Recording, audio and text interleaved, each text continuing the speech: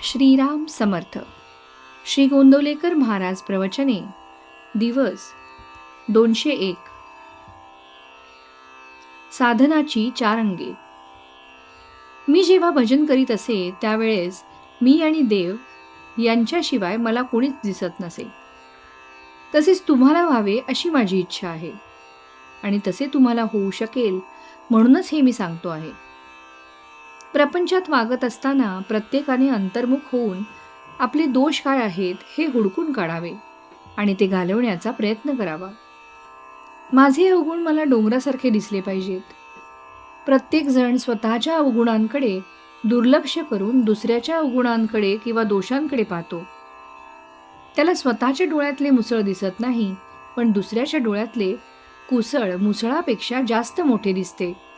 हेच चुकते. आपण दुसऱ्याचे दोष सांगू नये आणि परनिंदा करू नये.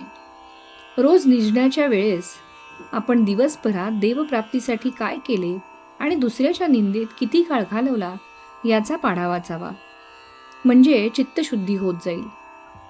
रोज असे तुम्ही करीत जा, म्हणजे 3 महिन्यात तुमचे चित्त शुद्ध होईल. चित्त शुद्ध करण्यासाठी दुसरा उपाय म्हणजे सत्संग.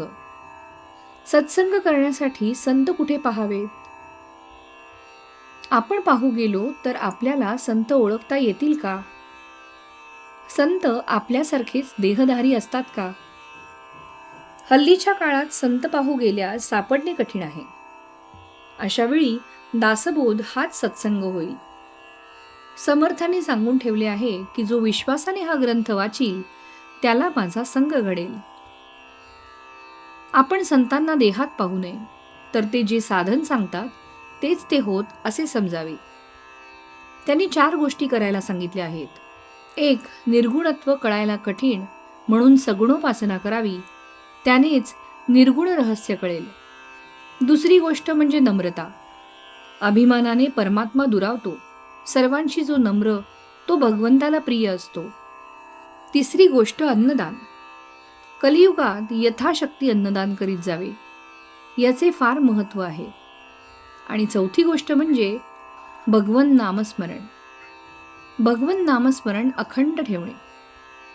परमात्मा प्राप्तीसाठी संतांनी नाम ही अजब वस्तू दिली आहे. संत भेटल्यावर काही करायचे उरले आहे असे आपल्याला वाटता कामा नये. ज्यांना ते वाटते त्यांना गुरु भेटूनही भेट न झाल्यासारखेच आहे. आज एक यात्रा केली, उद्या दुसरी करायची राहिली, अशी इच्छा का असावी?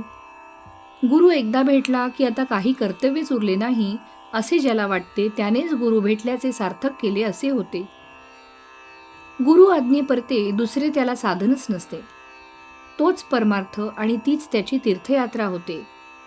आणखी काही करायचे आहे असे त्याच्या ध्यानीमनही येत नाही.